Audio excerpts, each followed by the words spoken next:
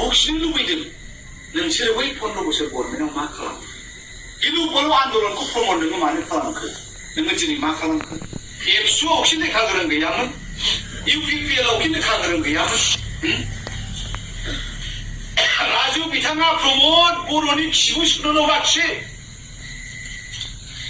राजु बिथाङा प्रमद बर'नि लंपेन्ट गस्ला सुनानै फोरानना होनोल' बाखि राजु बिथाङा प्रमदनि मा खालामदों मा खालामाखै बिनि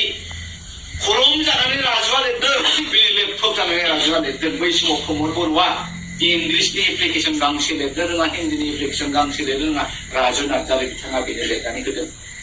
गावनि इन्जुरि फैसाखौ प्रमदनो बाहायनानै गिलु बालु बिनि बै समनि जिबनखौ बियो बानायनानै होदों बियो राजुखौ खनसेल' थगायखाय खननै थगायदों थांनाय बिधान सभायावबो राजुनि एमएलए टिकेटखौ होगोन होनबाय दतमायावहाय सोरनो होग्रोजोबनायावहाय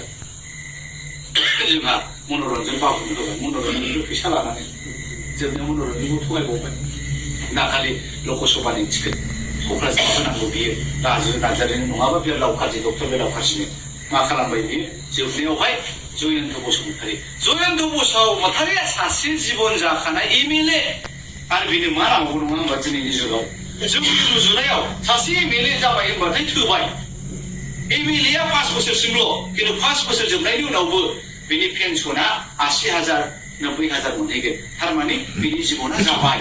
बे दाना जयन्तआ जाबायबा गुबुन सासे इउपिपिएल लेखा गोरों मानसिनो होनसैलाय जे साख्रि बाख्रि गैया नङा होनबा राजु बिथांखौ होनदों राजु बिथांखौ मानो होनसैया दा बाथ्राया बेनो प्रमद मोननि डिजाइनाव बेबायदिसो एबसुआ मा मोनो मा मोना बेजों सोमोन्दो गैया एनडिपिनि सेंग्राफ्रा जेनाव दंना गैया सोर मोनजादों सोर मोनजायाखै बेसाफ्रा स्ट्रेसजोंहाय माबा प्रेसार जानानै थैलागासिनो दं डक्टर बेजों प्रमद बर'हा जेबो कानेक्सन गैया प्रमद बर'नि सिन्थाया बेनो जे फैबाय थानाय समाव आं बिटिसिआव शिफ्ट जानो मोनबावना मोनबावा हाग्रामानो 100,000 कोटी दंनो चन्दन ब्रह्मनो 100,000 कोटी दंनो प्रमिला बायदनो 100,000 कोटी दंनो आंनि सिपिया माथो दाबोनो बुंथाराखै बे सिपिखौ बजाय खालामनोसो दिनै प्रमद बर'नि सिन्था दा बेबायदिब्ला प्रमद बर'आ जोंनि मा हाबा मावगोन दिनै जयन्त एमएलए मानसिखौ मानो एमपि होखो डिजाइना ओरै खोनासंनायसो हेमन्तनाव थांबायलायनो बिसोरो सामाजों थांदोंनो दाना हेमन्तनाव होनहैबाय जाहैदों सार जोङो नै राजुखौनो सानदों बेनो केन्डिडेट जाथोंसै एबार क'क्राझार 1 नं लकसभानि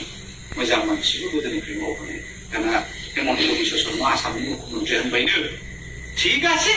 আপনার যদি ইচ্ছা আছে করা কিন্তু রাজু নার্জারি যদি ওলাই না হে আমার এলায়েন্স বাহার না থাকে ভাঙে যাব सिरिबाय लोगो लोगो मोखां सोमजाजोब्बायनो हाब बिदिबाथ' मोजां जानाय नङा एलायेन्सआ जुदि बायोबा जोंलाय राजुखौ बोरै होबावनो दे सार আপনার ইচ্ছা মতে আপনি প্রস্তাব করা আমি হিটু মানে এলাম दाना हेमन्त होनबाय जाहैदों ओइ जयन्त बसुमतारी दिया बयबो अभाब जाबाय आरे बाबा बिनि सासे एमएलए जों बेनो बोरै होनांगौ जाखो जोंहा मेरला बेखार मानसि दङ बेनो होनसै जों एबार एमपि जाथोंसै आरो रायजो सभानि एमपियाबो चिरांनि लकसभानि एमपियाबो चिरांनि बोरै जानांगौ जाखो फालाय क'क्राझाराव लेखा गोरों गैया नामा गावसिनि पार्टियाव गावफ्रुजोब्बाय राजुआथ' रिजाइनबो होबायमोन गाबनानै खारलांदों बाव महाराष्ट्रआव थाखुमाहैदोंनो बाथ्राया ओरै हेमন্ত বিশ্ব शर्मानि डिजाइना ओरै राजुखौनो माबाखौ जयन्तआ जुदि एबार एमपि जानानै दिल्लीयाव थाङोब्ला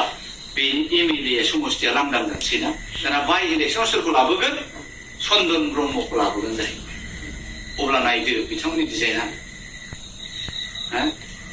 बे गिदिंगासिनोसै गावसिनि गेजेरावनो बेनो हाग्रामा बेहायनो खाम्फा बेहायनो आब' प्रमिला बाहायनो चन्दन बाहायनो प्रमद रावबो आन्दलनखारि गैया एबसुनि रावबो आन्दलनखारि गैया एनडिपिनि जा जायो गावसिनि गेजेराव जागोन फेरेंगायाबो होनदोंलायनो जयन्त बिथाङा देरहालाङोबा आं एमएलए जानायसैलै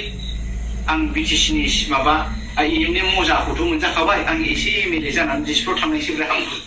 नै फेरेंगाया बेखौ माथा मारिदोंलायनो ओमफ्राय जयन्तआबो होनलायबाय जाहैदों है एमएलएखौ बारा मजा मोनासैला एसे एमपि जानायसैब्रा नों आंनि जायगाखौ लाथ'दो बे गथ' गोरलैनि ओंखाम ओंख्रि गेलेनाय नङा होमबा बे बै समाव जों हाबा जाफ्लालायनाय उन्दै समाव बेबायदि नङा होनबा बिदिसो लाबाय बिसोर आन्दलननि फिथाइया बेनो बिसिना दा बेनो जाहैबाय इउपिपिएलनि खामानि बेनो जाहैबाय बिपिएफनि खामानि हाग्रामाया होनबाय सम सम आंनि खुगाखौ लागाम होथेबाय आंनो बुंनो बादा होदों